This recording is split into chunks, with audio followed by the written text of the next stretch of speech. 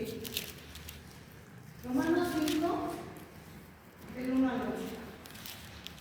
Tú empiezas y nosotros te seguimos.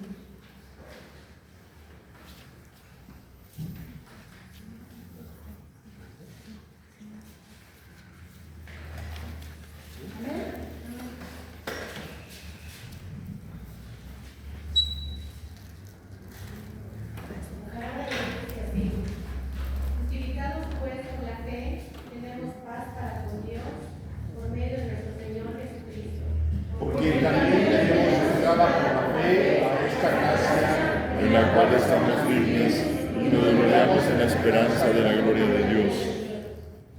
Y no solo esto, sino que también nos gloriamos en las tribulaciones. También la tribulación produce paciencia. Y la paciencia prueba, y la prueba la esperanza. Y la esperanza no avergüenza, porque el amor de Dios ha sido derramado en nuestros corazones por el Espíritu Santo que nos fue dado. Porque Cristo cuando no éramos fieles, hasta tiempo murió por nosotros. Ciertamente apenas morirá alguno por un justo. Por todo, pudiera ser que alguno osara morir por el bueno. Mas Dios muestra su amor para con nosotros, en que siendo aún pecadores, Cristo murió por nosotros. Pues mucho más, estando ya justificados en su sangre, por él seremos salvos de la ira. Porque si siendo enemigos fuimos reconciliados con Dios por la muerte de su Hijo, mucho más estando reconciliados seremos salvos por su vida. No solo esto, sino que también nos gloriamos en Dios por el Señor Jesucristo, por quien hemos recibido ahora la reconciliación. Amén. Y ahora Juan 2, del 13 al 16. Y esto lo vamos a hacer todos. Amén, hermano. Amén. Y la palabra dice: estaba cerca de La Pascua a los judíos, y subió Jesús a Jerusalén, y halló en el templo a los que vendían bueyes, ovejas y palomas, y a los cambistas allí sentados, y haciendo un azote de cuerdas, echó fuera del templo a todos, y las ovejas y bueyes, y esparció las monedas de los cambistas, y voltó las mesas.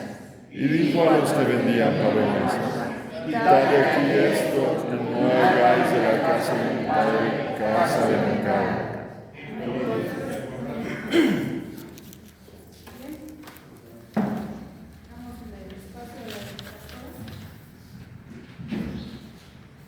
Pueden tomar sus lugares, hermanos. Tengamos un momento de oración. Señor y Padre Celestial, gracias te damos porque podemos llegar a este momento. Gracias, Padre, porque podemos llegar y decir que llegamos al momento de escuchar tu palabra. Señor Jesús, te pedimos por favor que abras nuestro corazón, mente y entendimiento, que podamos recibir esta palabra desde el amor y desde la comprensión, que podamos llevarnos algo el día de hoy y que podamos ser testigos de un mensaje que tenga mucha enseñanza, Padre Celestial. Te lo pedimos en tu dulce nombre de Cristo Jesús. Amén. Amén. Bueno, hermanos, el día 31 de octubre, o sea, el viernes, ¿qué festejamos? La Reforma Protestante. Muy bien. Conmemoramos el Día de la Reforma Protestante, un evento que marcaría un antes y un después en la vida de la Iglesia. El viernes se conmemoró el inicio de una serie de acciones que traerían cambios y que harían que la Iglesia revolucionara y que cambiara esta forma de lo que era la Iglesia, de lo que se había transformado la Iglesia. Una figura distorsionada de Dios y que poco tenía de fe verdadera. Y el día de hoy quiero hablar de este tema con ustedes, dejando un poco de lado el evento histórico que es que Martín Lutero llegó el 31 de octubre y taca en la iglesia y pegó las 95 tesis, que es muy importante. Vamos a verlo ahora desde un sentido espiritual. Vamos ahora a razonarlo desde una forma personal. desde algo que podemos hacer tú y yo a partir de hoy. En 1517, Martín Lutero se colocó como representante principal de este movimiento. Ojo, que no fue el único. Hubo muchas personas que estuvieron involucradas en este movimiento y que estuvieron en esta colaboración. Tenemos a Juan Calvino, que también es un personaje muy importante dentro de este movimiento, y así como él hay muchísimos, porque la reforma protestante no solo pasó en Alemania, pasó en España, en Portugal, en todo el mundo se reformó la iglesia. Entonces estamos ante un evento mundial, un evento que marcaría, justo como decimos, un antes y un después. Sin embargo, decimos que Martín Lutero es como el personaje y es la imagen de la Reforma Protestante porque fue el que colgó las famosas 95 tesis. ¿En dónde? En la iglesia de Wittenberg, en Alemania. Estas tesis proponían una visión diferente de lo que era la iglesia. Y cuando me refiero a la iglesia, no me refiero a la iglesia metodista o a la iglesia pentecostés o a la iglesia presbiteriana. Estamos hablando que solo había una iglesia, que era la iglesia católica. Y entonces ella, al abarcar todo el mercado cristiano, religioso, pues entonces podía imponer sus reglas. Y empezó a imponer indulgencias, malos tratos, formas distorsionadas del perdón. Y entonces aquí lo que hizo Martín Lutero y todo el grupo de personas del movimiento fue decir, basta. Fue decir, esto no está bien, yo propongo esto, y vamos a ver como qué ejemplos. Este movimiento buscaba cuestionar y reformar prácticas abusivas o contrarias de la propia Biblia.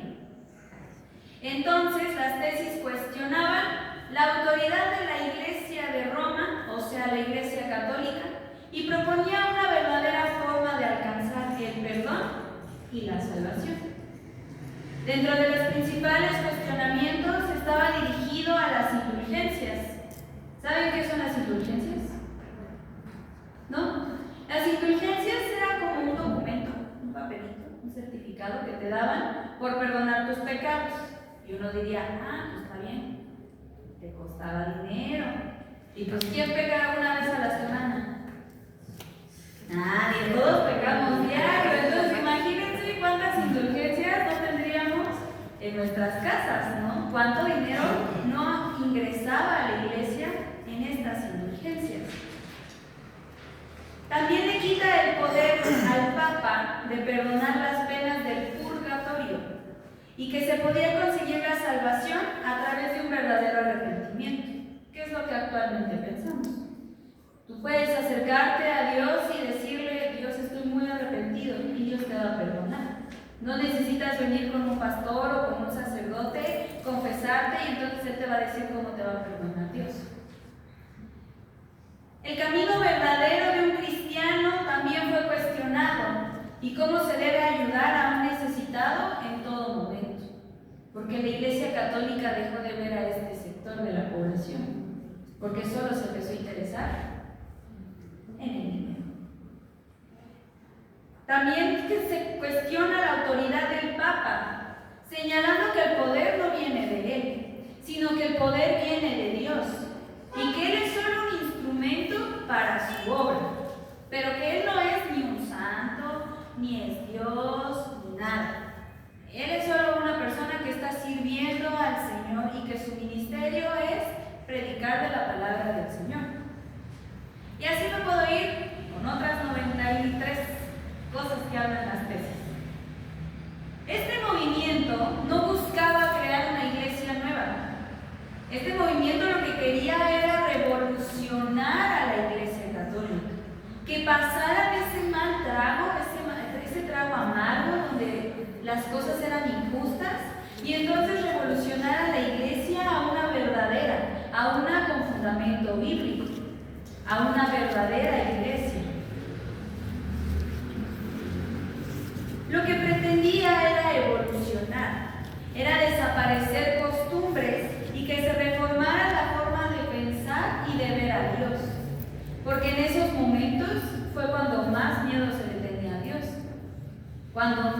le tenía resentimiento a Dios, cuando menos se querían acercar a Dios de forma voluntaria, sino obligada.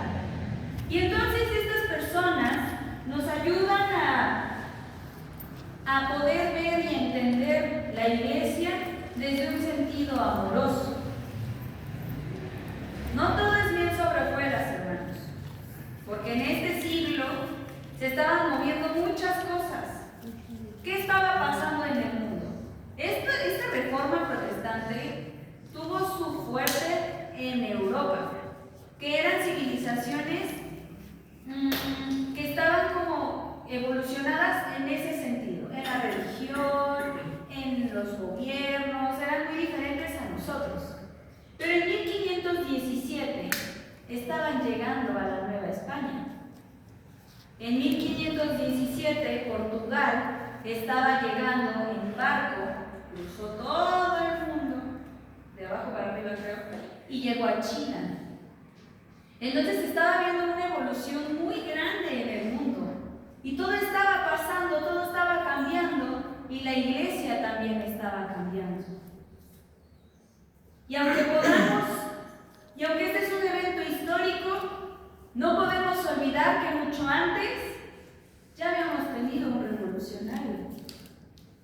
Podemos aprender de un personaje que vino a mostrar a un Dios diferente, a un Dios compasivo y amoroso, y que vino a reformar el concepto de religión, fe y de la propia iglesia.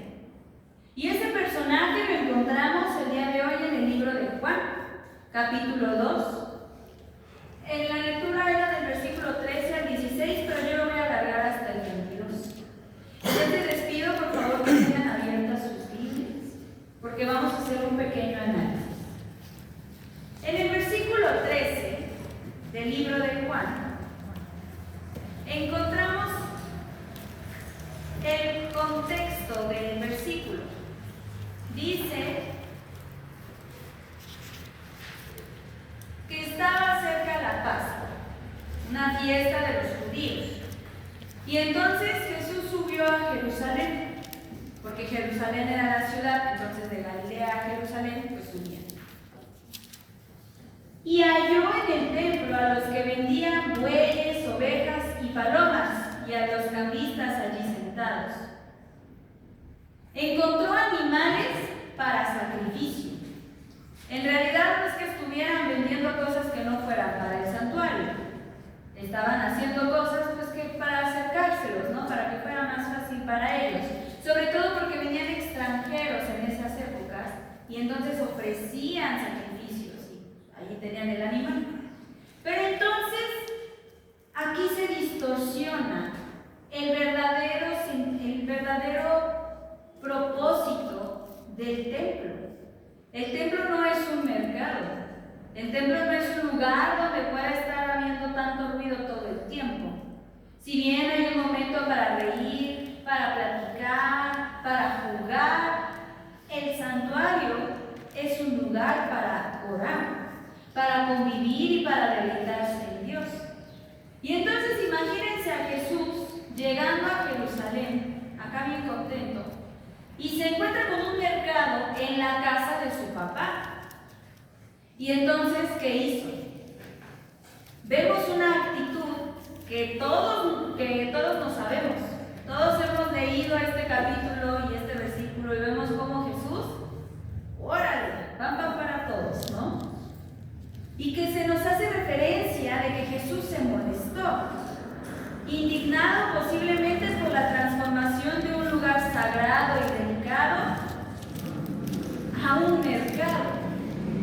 Podemos ver a Jesús regañando a los vendedores por ser partícipes de una desconfiguración de un lugar de respeto, y podemos observar cómo todos se asombran por ver la reacción de Jesús. E incluso los judíos, de manera molesta, en el versículo 18, gracias. Yo lo voy a leer en la Nueva Traducción Viviente, que está como más claro. Le dicen: ¿qué estás haciendo? Si Dios te dio autoridad para hacer esto, muéstranos una señal milagrosa que lo compruebe.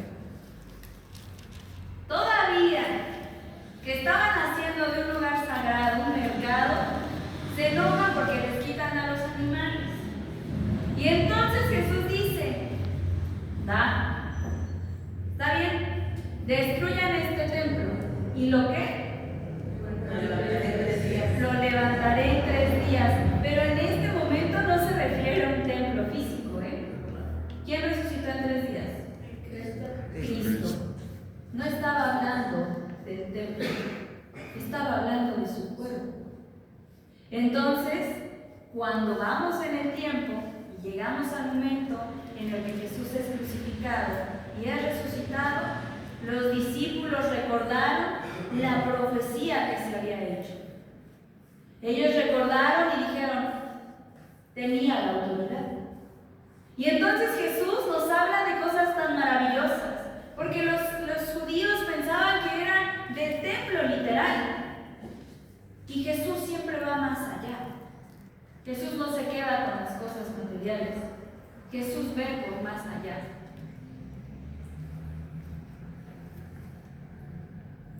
Jesús nos demuestra que para grandes cambios debemos tener a veces grandes acciones. Hemos visto movimientos sociales que nos permiten tener derechos que antes no teníamos. Con la iglesia ha sido igual. Y no solo en la Reforma Protestante. Gracias a otras modificaciones y movimientos sociales es que hoy está aquí la Iglesia Metodista. Gracias a esos movimientos sociales es que hoy pueden tener frente a ustedes a una iglesia, a una pastora mujer. Gracias a esos movimientos sociales es que ahora las mujeres podemos estar sentadas donde nos guste. Gracias a los movimientos sociales pasan cosas importantes, pasan cosas que antes no teníamos.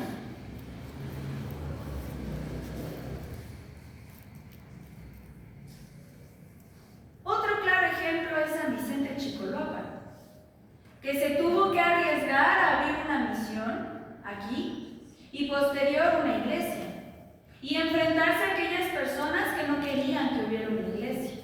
Ya me han contado esta historia. Y entonces se levantaron y defendieron a la iglesia. Y por eso es que el día de hoy estamos aquí, juntos, reunidos, por los movimientos y por las revoluciones, por las ganas de querer crecer y avanzar. Entonces podemos decir que sí, a veces para que la iglesia avance, se tiene que levantar la voz. A veces para que la iglesia avance tenemos que generar momentos incómodos. A veces para que la iglesia cambie tenemos que cambiar nosotros.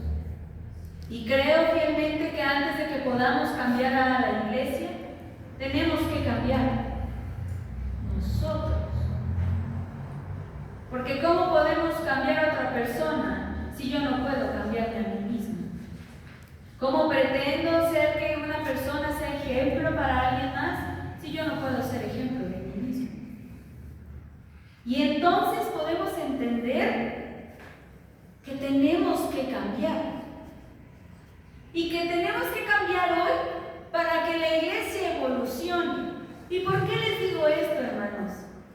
Porque hoy en día la iglesia es vista como lo deplorable. Hoy la iglesia es vista como si fuera lo malo, como si fuera para gente ignorante. Yo no sé ustedes, pero yo aquí no veo gente ignorante. Yo veo gente que abrió los ojos y que dedica su vida a Dios. Amén. Dios es visto como alguien que no existe y que si existe es alguien malo porque permite el dolor, la enfermedad y la guerra. Hoy la iglesia, desde mi perspectiva, está peor parada que nunca. Porque nos enfrentamos a ideas y prejuicios ya establecidos, ya fijados. Nos encontramos en desventaja porque este mundo ya está muy lastimado. Por iglesias con teologías falsas y erradas. Y ya lo hemos platicado en otros sermones. Hay iglesias que se centran en el dinero, que se en lo económico, que piden diezmo a exigencia, que piden la ofrenda arriba de 20 pesos. Y entonces la gente se lastima, la gente deja de creer, porque fueron presentados ante un Dios que no existe, porque conocieron a alguien que no es real, porque mi Dios es un Dios de amor, mi Dios es un Dios de compasión, mi Dios es alguien que no se fija en el dinero, que si tú das un peso, pero lo das de corazón, Dios te va a bendecir por ese peso. Entonces, es diferente. Es diferente el Dios que conocen unas personas al Dios que conozco yo. La sociedad está dividida en personas que saben y creen que Dios existe, y en personas que saben y creen, y en personas que no creen en Dios, y que al contrario tienen un odio inexplicable hacia estos temas. Que les dices, fíjate que soy cristiana, ¡ay no! Y tú, bueno, adiós. Otros que dices, no, Dios es bien bueno, oh, ya vas a empezar. Y me atrevo a decir que inexplicablemente tienen un odio muy fuerte a Dios, porque si pensamos con mucha tranquilidad, Dios nunca les ha hecho nada. Dios nunca ha bajado y les ha dicho, oye, dame tu terreno. Oye, dona 50 kilos de carne. O pásame para 50 kilos de cemento. O varilla, o no sé. Yo nunca he visto un testimonio que diga, Dios llegó y me dijo, te ayudé, no te olvides de uno. Yo nunca, ustedes sí. No.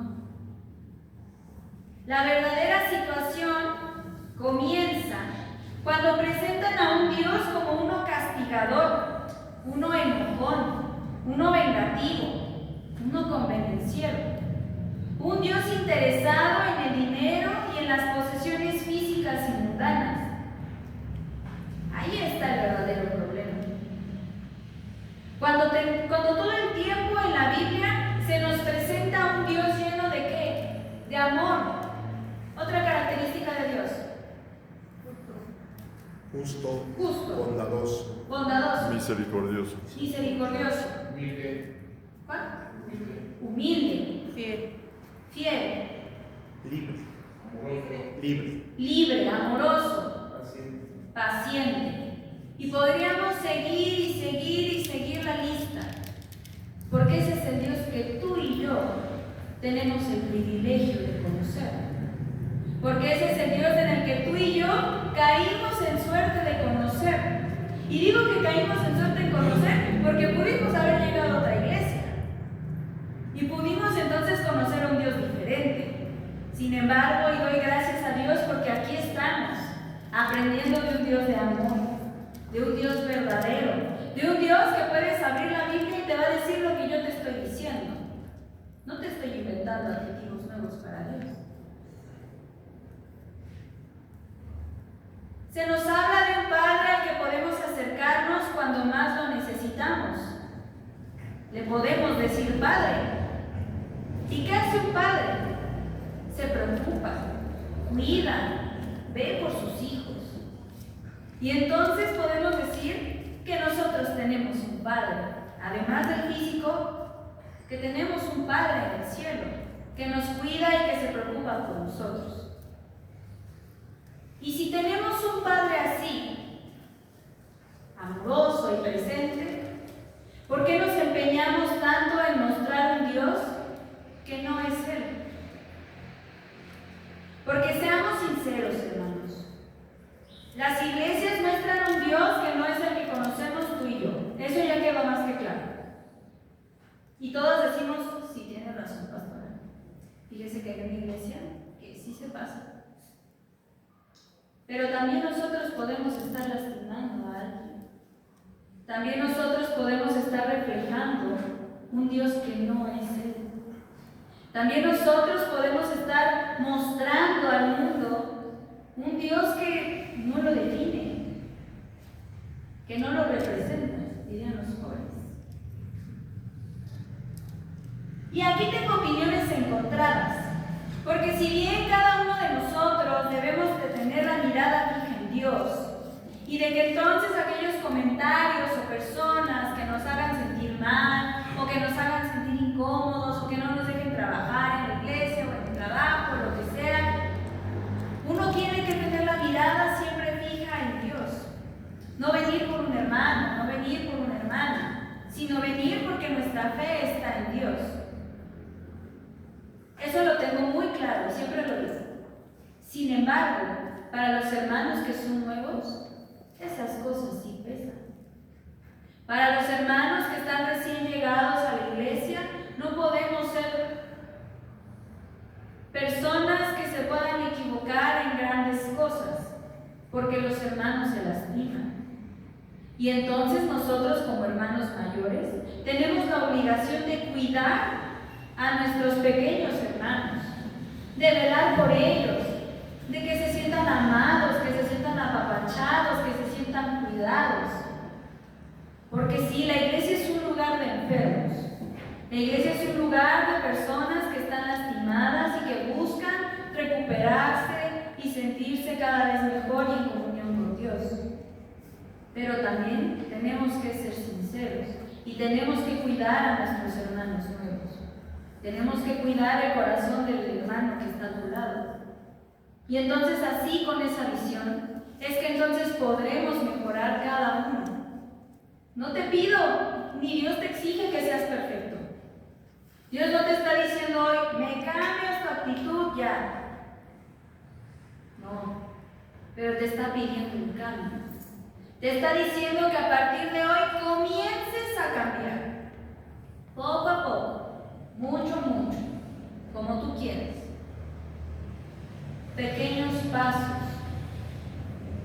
Y entonces podemos cambiar la imagen de Dios. Y entonces podemos decir y mostrar al mundo un Dios de amor, un Dios bueno, un Dios bondadoso. Y ahí es cuando evoluciona la iglesia. Ahí es cuando evoluciona Dios. Dios es el mismo, como decía la hermana. Y Dios es el mismo hoy, mañana y siempre. Pero Dios está teniendo una transformación que no tiene nada que ver con Él. Pero ahora tiene una máscara cruel. Entonces nosotros tenemos que hacer que la gente quite esa máscara de Dios y que puedan ver a un ser hermoso. Está en nuestras manos el que la iglesia vuelva a levantarse, el que las personas vuelvan a creer en Dios y en el que las personas sepan que creer en Cristo no es un símbolo de ignorancia, no es un símbolo de castigo, no es un símbolo de que ya me arruiné la vida. Y les voy a contar un ejemplo.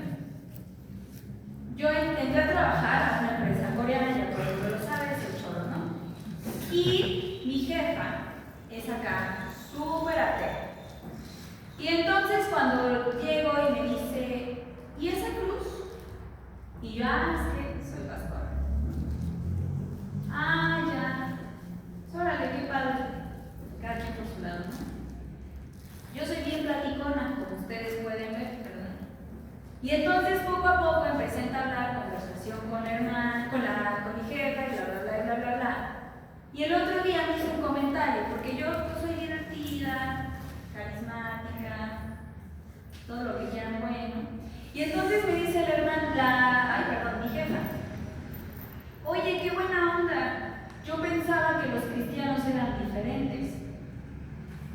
Y entonces dije, ya, se cumplió el cometido, yo no la voy a obligar a que venga a la iglesia, pero mínimo poco a poco estoy haciendo que cambie su perspectiva. Ahorita ya piensa que los cristianos no somos buena onda, que no somos amargados, que no nos la pasamos día y noche encerrados en nuestro mundo y en no querer socializar.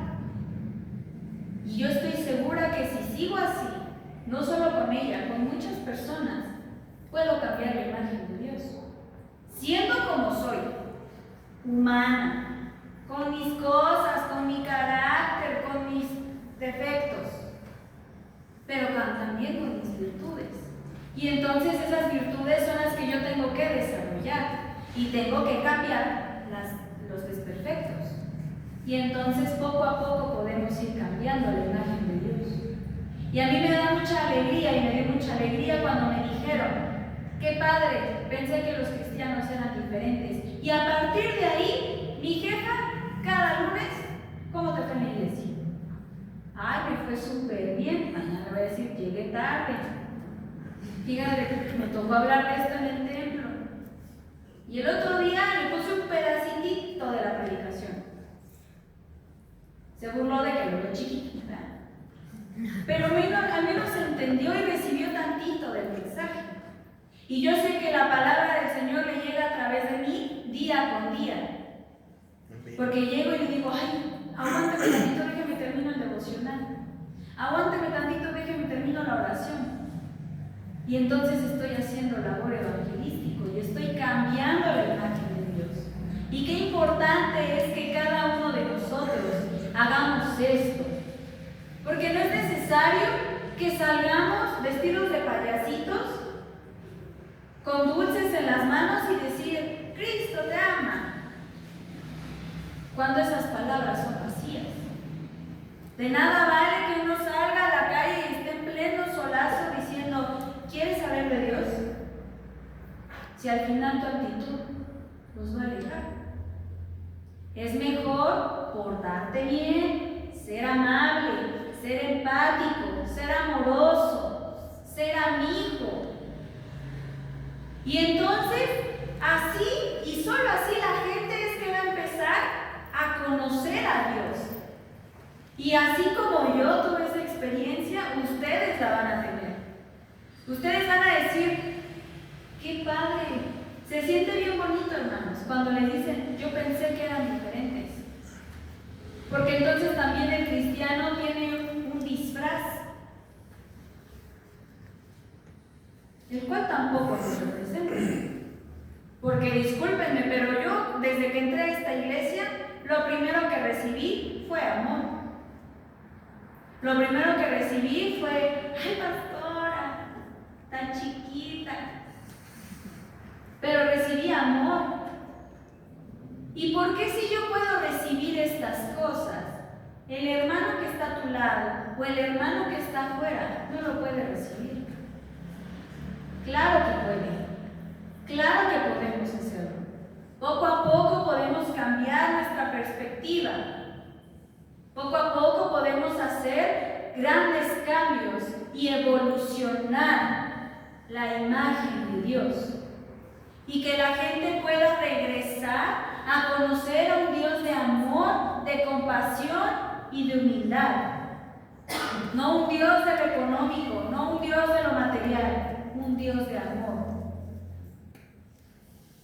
Está en tus manos que las personas le den la oportunidad a Dios de conocerle.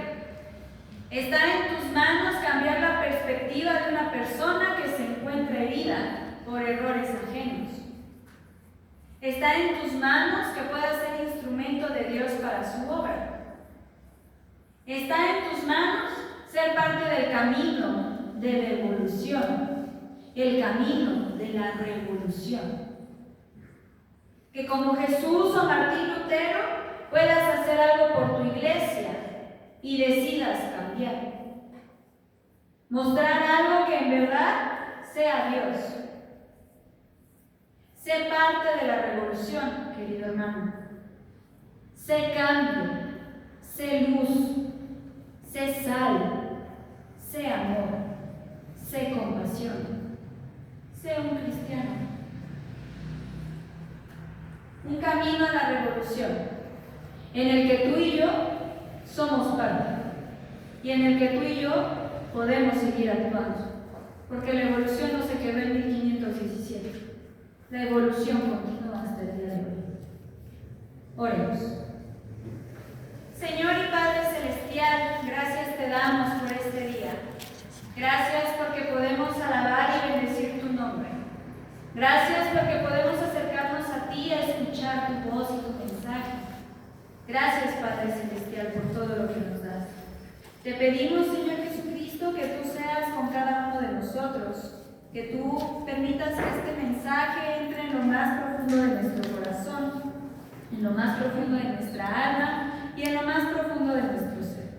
Que podamos llevarlo a la práctica y podamos ser buen ejemplo de ti y podamos ser parte de la evolución. Todo esto te lo pedimos en tu dulce nombre, en Cristo Jesús. Amén. Amén.